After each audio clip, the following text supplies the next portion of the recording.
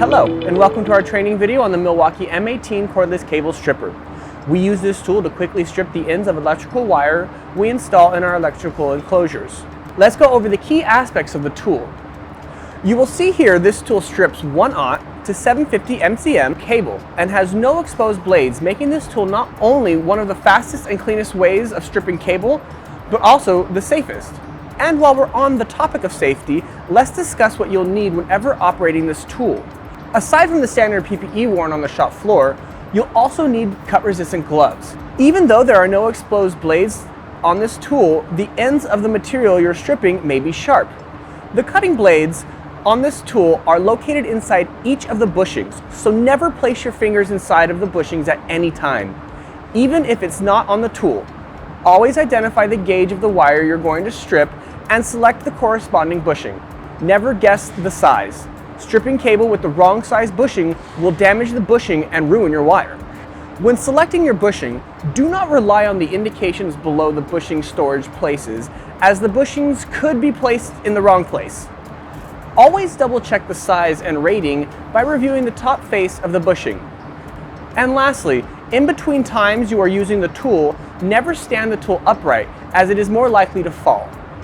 If you are to injure yourself while using this tool, contact safety immediately. Finally, when you're done with the tool, disconnect the battery and place it back in the box alongside the tool, making sure the bushings are in their designated location and the carrying case is latched. We don't want any of these items to fall out while walking through the shop. Let's go over the anatomy of the tool. There is one button on this tool called the trigger. This trigger operates the tool. This is a variable speed trigger, meaning the speed of the stripping is determined by how hard you are pulling the trigger. A softer pull results in a slower cut, and harder or heavier pull results in a faster cut. Behind the trigger is the control switch. This control has 3 stops. When looking at the tool in your right hand, the switch in a fully outward position will produce a clockwise rotation which will strip the cable. If the switch is in the furthest inward position, the tool is set to rotate counterclockwise and is used in case of a jam or lockup. The switch in the middle position locks the tool from rotating and is the setting that should be selected when changing a bushing or not using the tool. Behind the control switch is a battery level indicator. 4 red dots indicate a fully charged battery. At the bottom of the tool, you have your LED for extra lighting when working in darker situations and the battery. At the top, where the material is inserted and stripped, is the bushing. This component is detachable, and depending on the size of the wire you are stripping, the bushing you use may vary. For example, let's say you are installing 1/0 gauge cable into a power panel. From the set of bushings located in the carrying case, you will locate the 1/0 bushing, attach that to your driver, and make the strip. Again, it is important to always select the correct bushing for the wire you are stripping. Right behind the bushing is the bushing latch, which unlocks and locks the bushing into place. Pushing on the back end of the latch will lift the latch, releasing or locking the bushing into place. When installing a bushing, push the back end of the latch, allowing the bushing to lock into position.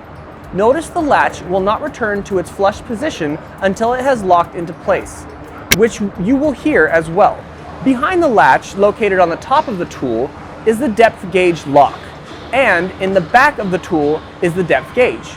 These 2 features work together. The depth gauge is for the operator to select how many inches of wire coating is stripped off of their material, 3 inches being the maximum. The depth gauge lock locks the depth gauge into place, allowing a confident and consistent result each time you make your strips. Now that we are familiar with the tool and the safety practices, let's begin our exercise. In this training exercise, I will walk you through stripping 2 ends of 1/0 wire, one at 3 inches long and the other at 2 inches long. Let's begin. First, make sure you have your cut-resistant gloves on. Next, ensure the tool control switch is in the middle position for lock, so that you do not accidentally activate the tool while installing your bushing or locking your stripping depths. Now, install the battery if it is not already at this time. Perfect. Now, get the correct bushing for this wire, look on the wire, and locate the gauge size. Now go ahead and grab the 1/0 gauge bushing. Make sure to check the top face of the bushing for the correct size. Now, unlock the depth gauge lock at the top and place the depth at the 3-inch indicator. Then, lock it into place with the depth lock. Then, take the bushing and install it into the driver. Make sure it's locked into place. Good, you're ready to go. Grab the stripper and your material. Move your control switch into the most outward position. Insert your cable into the bushing until it stops, and begin to pull the trigger. Upon pulling the trigger, the cable may begin to rotate in your hand. Another reason for cut-resistant gloves. But if this does occur, applying a bit more hand pressure and holding the wire tighter will resolve this. As the bushing rotates, you will see the cable's jacket peel off. Continue pulling the trigger until the cable is no longer being fed into the bushing. Release the trigger and pull your cable out. You should see 3 inches of jacketing shaved off our cable. If you are unable to pull the cable out, chances are you have not completed the strip.